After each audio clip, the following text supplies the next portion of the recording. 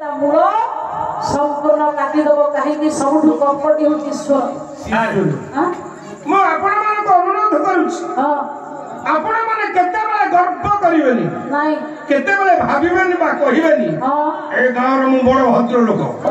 ए गाँव मु बड़ लोक अच्छा मो स्त्री अरुआ मेंबर वार मेंबर ठाकुर अभिराम परमहंस कहिला गया बोला गर्व गंजन मान अटई मोहि गर्व करिव तार जुगे जन्म होई दैत्य संहार होई रुदरी तारी नाम भक्त शक्ति देई भक्त जीवन मुहि भक्त जीवन भक्त भावरे सदा मन संग होइले बहुत दुष्ट होई शक्ति मेरा तेरो श्री मुख वचन करिले से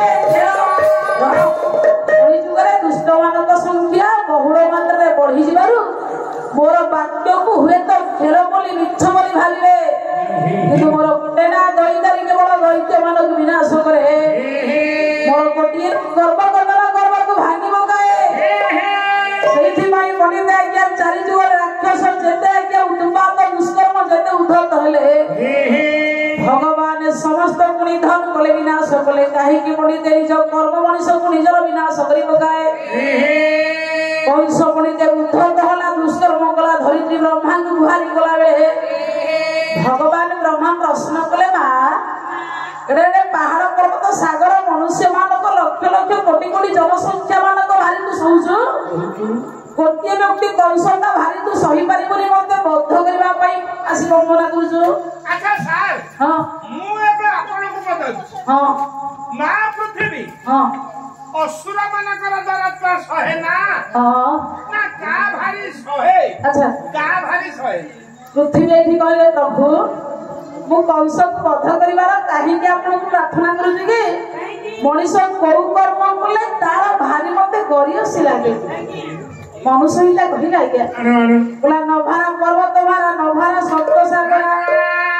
बोला निंदु गाई महाभारा भारा विश्वास भागगा बोला ब्राह्मण कुदर कंच नारायण कुजमंडल शंख दीप पुस्तक कंच भारा नसयते महि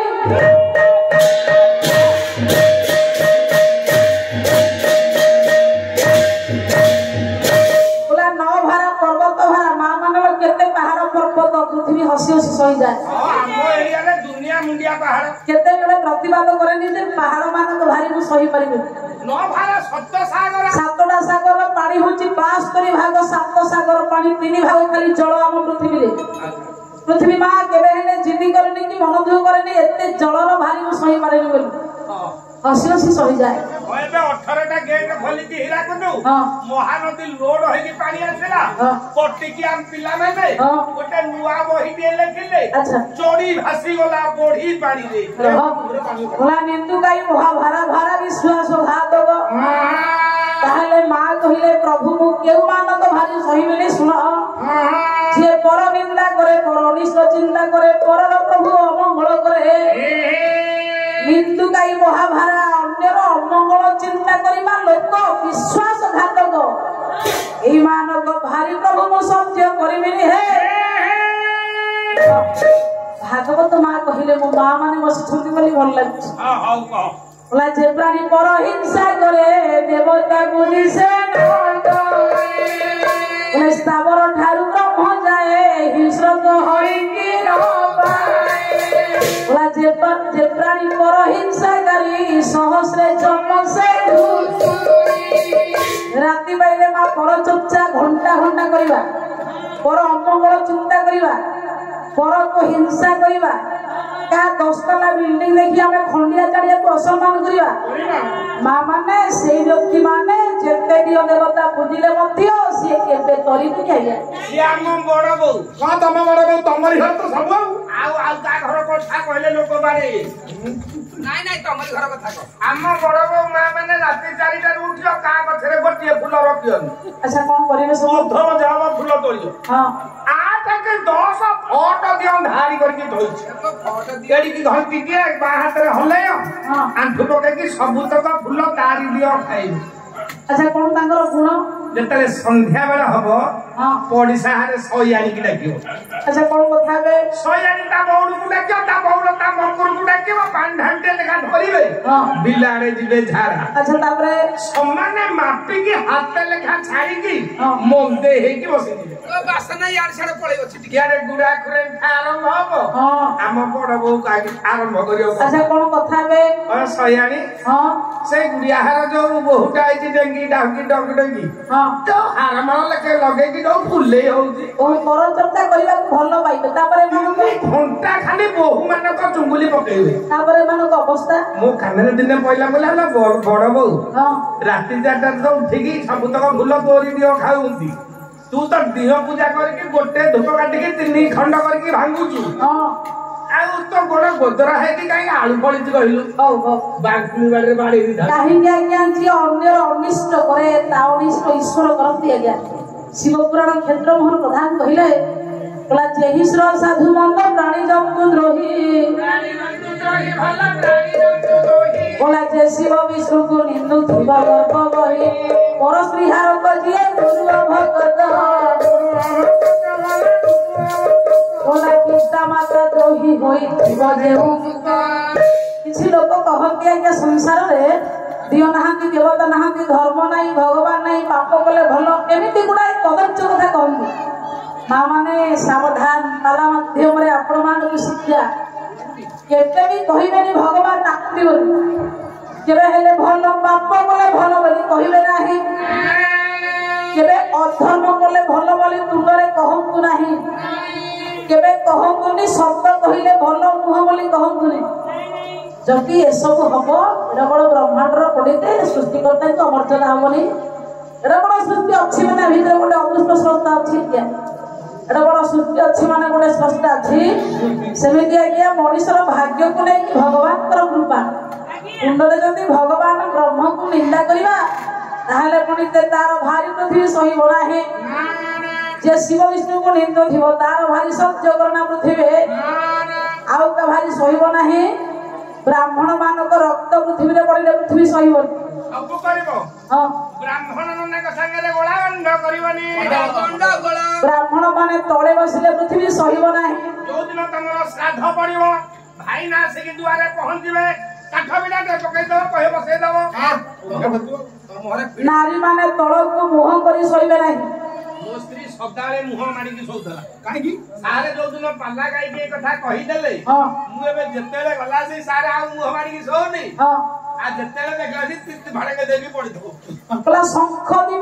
को फुंकी तळे थुआ बने पृथ्वी सहीबो ना शंख को फुंकीबो पानी रे धोइबो पटा पर धोइबो दीप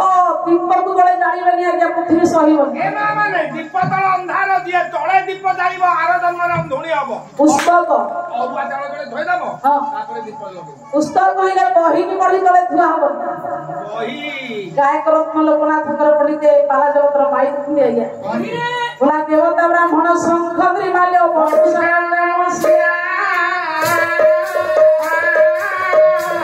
नमस्कार समरे रखिले भूमि रे सही पारिलो बोला देवता ब्राह्मण शंख त्रिमाल्य बटुशाଳ ग्राम शिलाକୁ ए सब तळे थुइले पृथ्वी सज्ज करि पारेना जेतेबेले कंसर पाप गुडाक दुष्कर्म गुडाक आज्ञा मा धरित्री भगवान ब्रह्मा को गुहारी गले भगवान ब्रह्मा कहले मा ताले पाप सब जो कहिलु का भारी सहीबनी का भारी सहीबु ताले को पापटी बोला कंस ता भारी तू सहीबनी कह हे मोर पंडित पाला होची सामाजिक शिक्षा आज्ञा भगवान व्यास कहले को पाप केले करी करी सुनंतु आज्ञा बोला अस्वस्थ छति पितृमातृ हाते बोला दत्ता भारी सुतारी द्रव्य बोला गोविंद हृदय परदार कृत्वा न मुष्यते पाप समृजुगामी जीवन रे केबे हेले अस्वस्थ नु ख्वाणी बेली आगे मु जोड़े कथा हानि की जाई खाली सब नु अम्लजान आज्ञा दिए किंतु अधिक अम्लजान अस्वस्थ नु देवारु अस्वस्थ नु काटी ପାଟିରେ ମହାପାପ ହୋଇଥାଏ। ଭାଇ ସତ କଥା ଜମା ପବନ ନଥିବ କୌଣସି ବୃକ୍ଷର ପତ୍ର ହଲୁ ନଥିବ ଆମ ମାନଙ୍କୁ ବଞ୍ଚାଇବା ପାଇଁ ଅମ୍ଳଜାନ ପ୍ରଦାନ କରିବା ପାଇଁ ଅସୁସ୍ଥ ବୃକ୍ଷର ପତ୍ର ଖାଲି ପିତୃ ମାତୃଘାତୀ ଜୀବନରେ ସମସ୍ତଙ୍କ ଶତ୍ରୁ ହେଲେ ବଞ୍ଚିଯିବେ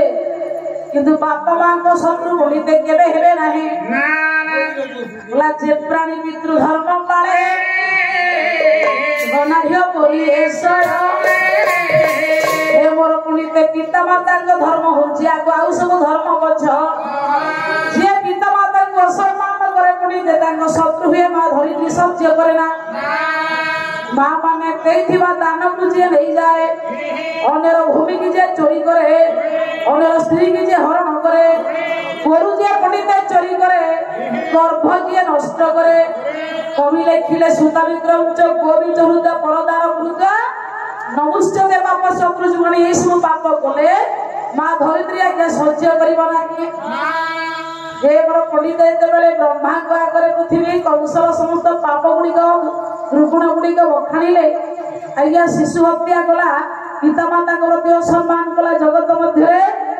ଯାହାର କୁକର୍ମ ଏତେ ପଣ୍ଡିତେ ଭାରଟା ବଢିଗଲା ଯେ ଧରିତ୍ରୀ ତାକୁ ବଦ୍ଧ କରିବା ପାଇଁ ବ୍ରହ୍ମାକୁ ଜିତିଗଲା। ସମୁଦ୍ର ମେଖଳା ଦେବୀ ପର୍ବତ ସ୍ତନ ମଣ୍ଡଳେ